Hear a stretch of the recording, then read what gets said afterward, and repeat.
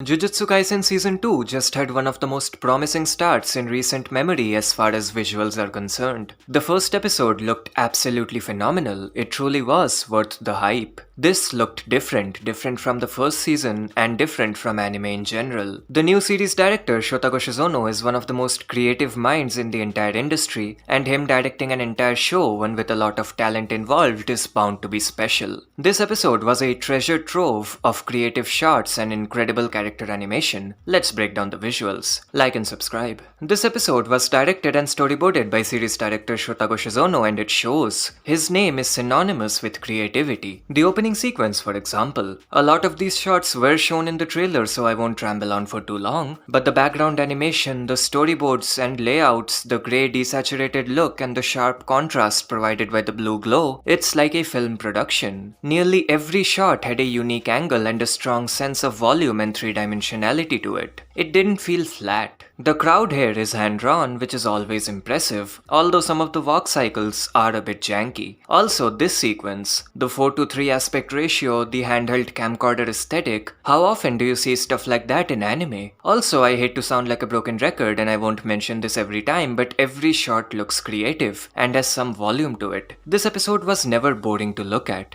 We then get a series of background shots showcasing the new art direction, and I've said this before, Junichi Higashi's art direction is really good at conveying that urban horror aesthetic. The scenes inside the car look amazing, and there's a decent amount of character acting present. Also, this entire scene lets you breathe. It showed stuff around the characters, it gave you a general idea of their personalities without saying a word. This entire scene had no music, but that didn't matter. It simply immersed you in. Also, amazing use of a 3D background unlike season 1. The first 3 minutes of this episode featured 3 completely different visual styles, which is absurd. The haunted house section of this episode was creativity at its finest. A lot of the shots were structured in a way which made it feel like the characters were being watched, which makes perfect sense according to the story. Some of the section felt like a horror movie, while some of it felt like a comedy, and that's exactly what this scene was, so no complaints there. We had some creative camera angles as always, and a surprising amount of character acting. The characters move a lot. This shot is really interesting as well. I'm pretty sure the chairs and the boxes are 3D, while the far background is an illustration. I may be wrong. The background work is so good throughout this episode. In this particular section, it adds a sense of tension which is perfect. They threw in a bit of background animation here. The door frame is entirely hand animated, while the door itself is either CGI or heavily textured 2D animation. More amazing 3D background work and some really bouncy character acting. I know the designs are simpler now, but the amount of character movement in this episode was extremely impressive. Then there's this scene. The heavy amounts of overlays on the face and the incredible perspective on the floor with the flashlight, it's so creative. Also, the body language here is perhaps a tad bit too ambitious. It's heavily motion blurred and looks uncanny. Also, the door looks a bit jarring. I can see why some people might not like this cut, but I do, because it's so unique. Also, just when it felt like the cut was going too overboard, the background fully covers the screen, giving our eyes a much needed break. It's carefully planned out. These cuts are quite detailed, also a very interesting style of character acting here. It's both stylized and realistic at the same time. It's a huge shift from the regular look of this episode. Also, that classic fisheye shot. Goshizono has got to Goshizono. Also, this bit of background animation with the same characters appearing over and over again was an amazingly creative way of visualizing the curse at play here. This is what I expect from Goshizono. Show, don't tell. This long shot with the same background and the same characters made perfect sense according to the story, and it probably saved the team a lot of time because all they had to do was draw a few different extreme close-ups. Also, the rain outside looks beautiful. I said I won't mention this too many times, but come on, look at these storyboards, look at the character acting. It's so good. We then get this terrifyingly impressive cut. The entire background here is hand animated, and the regular corridor would have been difficult enough to animate, but the warping of the hallway is ridiculous. Knowing who directed this episode, this probably used a Blender-based 3D sequence as the base, but regardless, it's ridiculously impressive. Also, the large-scale background outside of the corridor is still hand-drawn. It's absurd how flawless this cut was. I've talked about some of the cuts that follow in my trailer breakdown, so let's not waste time there. Although unnecessary but welcome bit of background animation on the stairs here. Sakuga, for no reason, you've got to love this show. Some of these shots were simplified and some lingered on for a long time, but they had to cut corners somehow. Also, said shots looked so entertaining it's not even a complaint. It's that perfect balance between realism and stylization. Any Chainsaw Man comment is getting removed, by the way. I'm tired of that topic at this point. Anyway, more fun scenes follow. The shots were always entertaining to look at, which is what it's all about. The basketball segment, Jesus Christ. I know of sports shows which don't have animation of this quality for their season finales. The body language here looked phenomenal. The rest of the episode is more of the same. Incredible layouts, incredible direction, and incredible amounts of character acting. The scenes had life to them, which is so rare these days. I can't talk about every interesting shot because every shot was interesting. Although I have to question this sequence right here. They were obviously going for a comedic effect, that classic shonen moment with the stock background and the motion lines, but it didn't quite land. They lingered on it for way too long and the cuts were dimmed for some reason, which made them even more awkward to look at. These two cuts are the only real complaint I have with this episode. The episode did have a tiny bit of action near the end, so let's talk about it. We start off with this incredible perspective on the background. There's something so enjoyable about the timing on the explosion. It's equal parts abrupt and comedic. There's an amazing bit of background animation here, again based on how accurate the proportions are and who the director is. It was probably drawn over a 3D base. This shortcut is quite interesting. Geto's running animation is really well done, obviously, but the effects were even more unique. They had a pencil stroke effect added to them. This might be an addition made by the compositing team, but it looked great regardless. It reminded me of Shinya Ohira's effects animation. The background animation here looked great. In fact, this episode had a lot of amazing background animation, which is to be expected because Goshizono loves to accentuate the spatial aspect of animation. But it's also surprising because background animation is notoriously time consuming and this show does not have a good schedule whatsoever. This cut looked great. The 3D background is very well put together, although the character does melt a bit. Overall, this episode had a lot of incredibly ambitious cuts and a remarkable amount of drawing consistency. The compositing keeps up with the simple look, which, funny enough, is quite difficult.